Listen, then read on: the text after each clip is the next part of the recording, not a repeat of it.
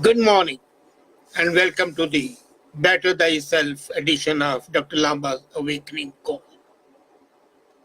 Long back, a British romantic poet said, Shelley, we look before and after and pine for what is not. Our sincerest laughter with some pain is fraught. Our sweetest songs are those which tell of saddest thought. And yet, look at the movies, TV shows, commercials, news magazines. Everywhere you look, you'll find people talking about supposedly a magical world which is called the perfect life. And it seems the whole world is aspiring to enjoy a perfect life. But howsoever hard you may try, you can't help but think that your life sucks. That the life that you're leading is not perfect. Is there anything in the world like a perfect life? Or is it just a myth? And you would find from your own experience that the whole quest of perfect life is, in fact, a quest for a chimera. It's a delusion. And for some people, there are people who think that they are having perfect life. And they imagine it, that in case they have a perfect life, all their troubles would vanish magically. And they will be flaunting a bright, beautiful smile ever after. And in pursuit of this chimera, in pursuit of this illusion, they spend their whole life trying to make that magic happen. And in the process, whatever happiness they can have, they waste it. They are busy changing it, chasing it, with the result that they don't have enough time for anything else, for the real things in life. And then they say, I don't have the time, man. I'm really amazed.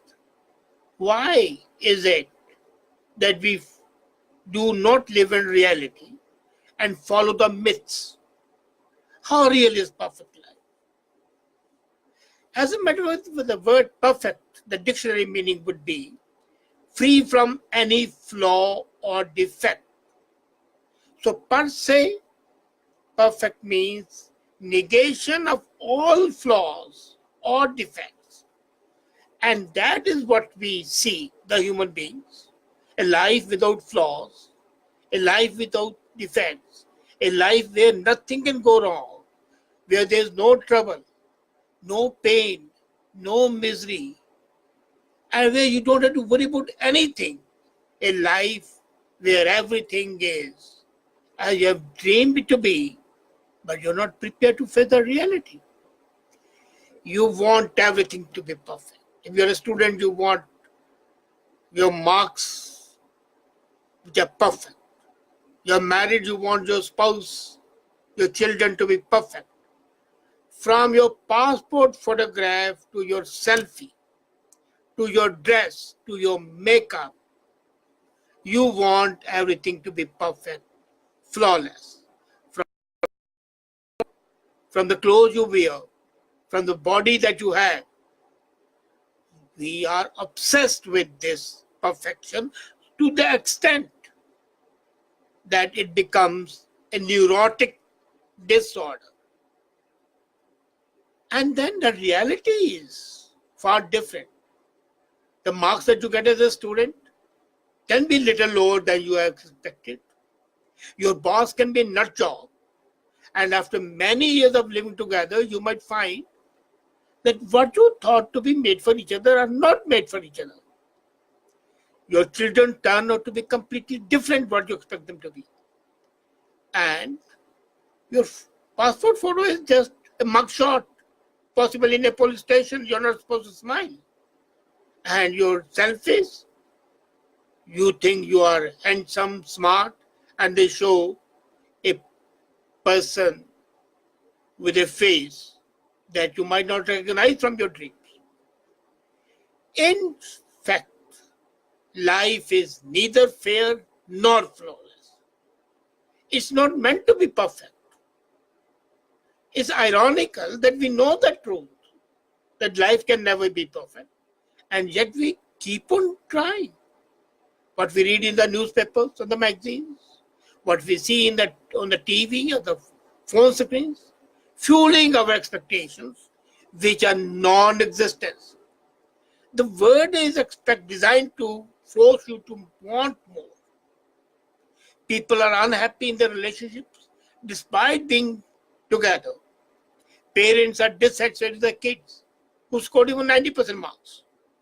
People who have their houses complain that the size of the house is small, that they don't have a swimming pool in their home. People who are enjoying delicious food complain about the number of calories. And that goes on.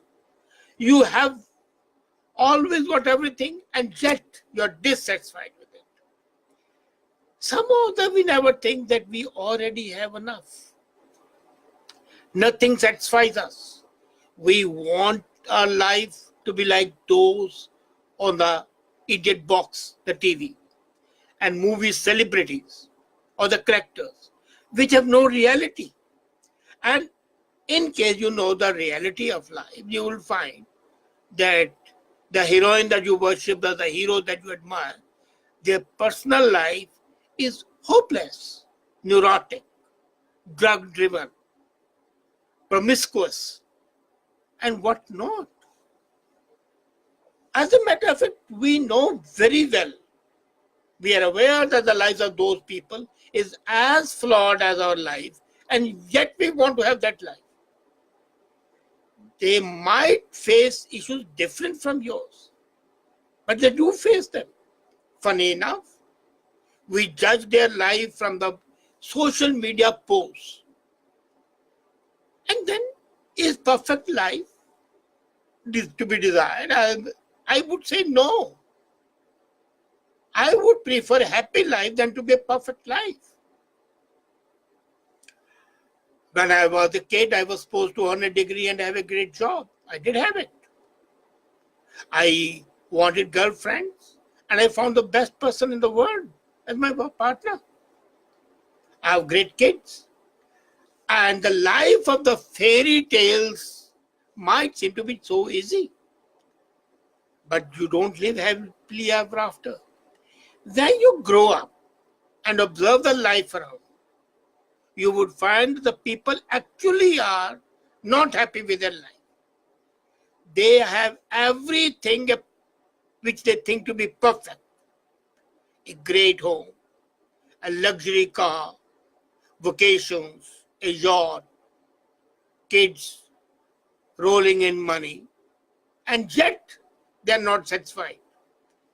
The job, the house, the spouse, the children, they are all there, but you are complaining about them all the time and still say the life is not perfect. Yes, I have the luxuries of life. I have everything what I wanted to have. So you have got to get distanced from the idea of chasing perfect life. My definition would be, however, the definition is that perfect is not without flaws, but having all the desirable elements. If we change the perfection definition from a life without any flaws or without any defects to having all the desirable elements, most of our problems would be solved. The happiest and the most satisfied people I have met in my life are not those who are really rich, or not those who own every material possession that you can dream of. They may not have a big house, a villa. They may not have a shining car. They may not be able to go on cruises and vacations every holiday. They may not have the latest gadgets. They may not be wearing perfectly fitting, crisply ironed clothes. They may not be getting delicious cuisines.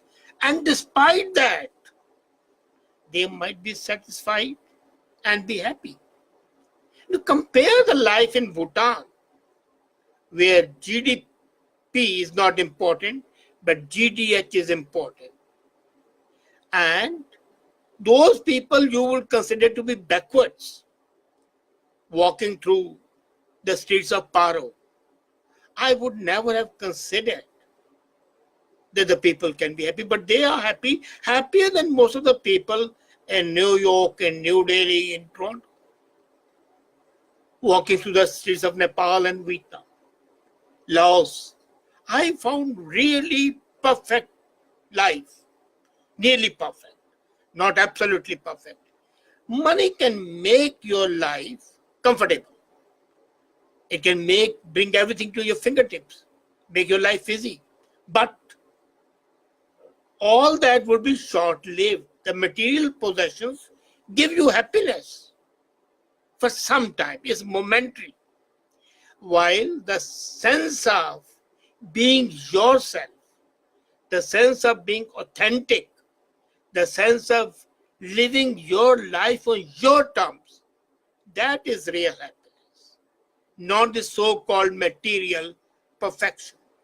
Let's not forget that the whole talk of perfection is a myth. I was going through a book and I was amazed. The book mentioned a disciple of a seer who prayed not for delicious food but for hunger. He said, well, what is food's value if I can't enjoy it? So I don't want delicious food. I want to be hungry so that I can enjoy whatever food is there. He prayed not for car, but for strength in his legs. He did not want a comfortable bed, but he wanted sleep. And he said very correctly, then why do you need a comfortable bed if you can't enjoy a good night's sleep? So the values are different. Instead of a comfortable bed, a perfect life should be a good sleep. Instead of a plethora of the dishes before you, if you don't have hunger, what's the use of all those dishes? And food doesn't matter, as I said, if you're not hungry. So if you want to have a good life, try to enjoy life rather than think of those standards which are attainable but which are not pertinent. The aim is not to say that don't earn money. I'm not saying that. Earning money and owning material things is not bad. But leaving yourself behind is bad. If you lose yourself and then earn money, what's the value of that? Bible is right on this respect. What gains a man if he loses his soul? So what is toxic is the constant desire to make our life look like somebody else, considering that somebody else's life is perfect and ours is not.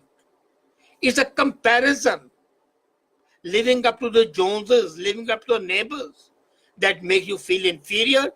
And whatever perfection you have in life, whatever satisfaction you have in life, just fritters away. I would say, do the job that you are proud of. Be a partner who embraces you, including your flaws. Eat what you want to eat without worrying about the calories. Life is meant to be enjoyed, not to be spent chasing a mirage, chasing a myth, eating a home-cooked meal, sipping a cup of tea, enjoying moments of laughter. These are something that should be perfect, not accompanied by gun-toting guardsmen when the people kept an arm's length from you. No. Who cares if your life is worth it, is perfect or not? I don't want it to be picture perfect. No. I want it to be happy. I want it to be enjoyable. I want it to be worth living. And that's all matters. The moment you stop wanting a perfect life, you will realize that your life doesn't suck, that is worth having. When you hear about the problem of the people, your problems will seem tiny, tiny. And the moment you start realizing that your life is wonderful in whichever station of life you are, whatever you are, the moment you start enjoying, appreciating it, whether you're living in a palace or whether you live in a cottage, life would be worth living. So don't care about the myth of perfect life. Care about the reality of enjoyable life. Enjoy the moment, and thus you'll be bettering thyself. Thank you.